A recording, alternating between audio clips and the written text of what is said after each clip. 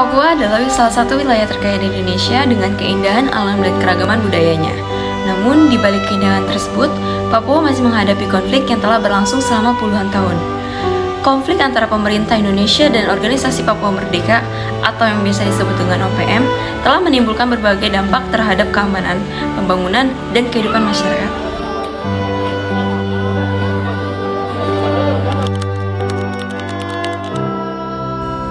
OPM merupakan gerakan yang memperjuangkan pemisahan Papua dari Indonesia. Dalam perkembangannya, muncul berbagai kelompok bersenjata yang melakukan perlawanan terhadap aparat negara.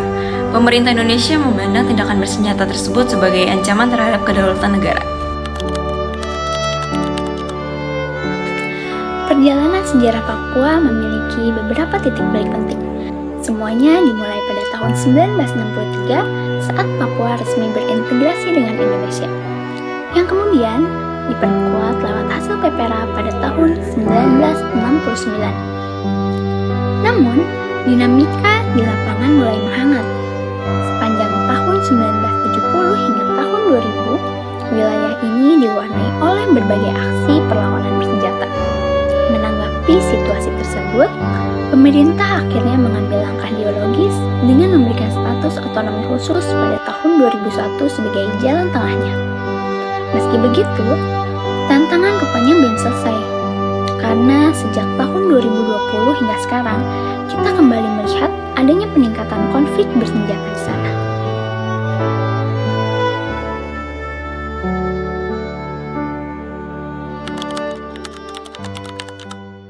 TNI bertugas menjaga kedaulatan dan keutuhan wilayah Indonesia. Polri bertugas menjaga keamanan dan keterlibatan masyarakat serta menegakkan hukum. Pemerintah pusat menyusun kebijakan keamanan, pembangunan, dan kesejahteraan masyarakat Papua. Pemerintah daerah melaksanakan pelayanan publik dan pembangunan daerah. Masyarakat Papua menjadi pihak yang paling merasakan dampak konflik, dan OPM, kelompok yang menolak kedaulatan Indonesia di Papua. Adanya korban jiwa, gangguan pendidikan,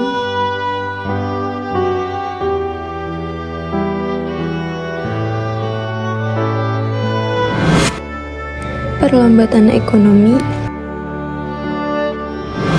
hingga pengungsian warga.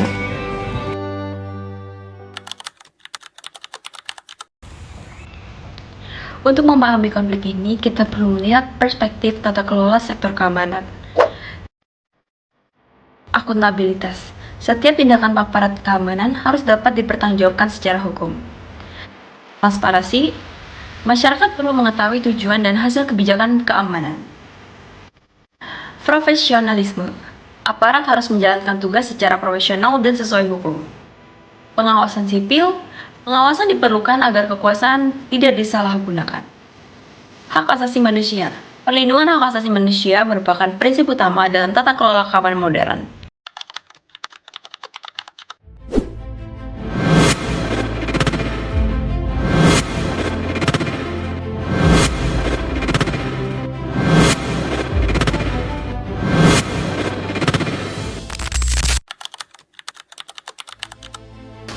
Untuk menyelesaikan konflik ini, tentu kita membutuhkan pendekatan yang komprehensif. Ada 5 rekomendasi utama yang bisa diambil. Yang pertama, kita perlu memperkuat profesionalisme aparat di lapangan yang dibarengi dengan peningkatan pengawasan serta akuntabilitas kerja mereka. Di sisi lain, aspek pemenuhan hak dasar juga harus dikejar melalui percepatan pembangunan di sektor pendidikan dan kesehatan. Dan yang tidak kalah penting, pemerintah harus terus meningkatkan ruang dialog bersama masyarakat Papua, sekaligus memastikan adanya perlindungan HAM yang kuat dalam setiap kebijakan keamanan yang diambil.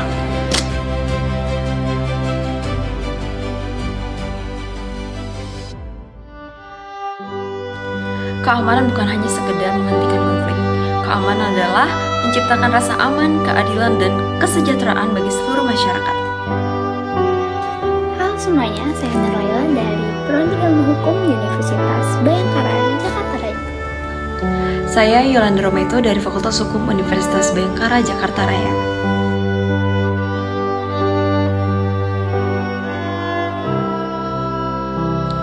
Papua damai, Papua maju.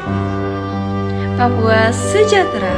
Tata kelola keamanan yang baik adalah kunci perdamaian yang berkelanjutan.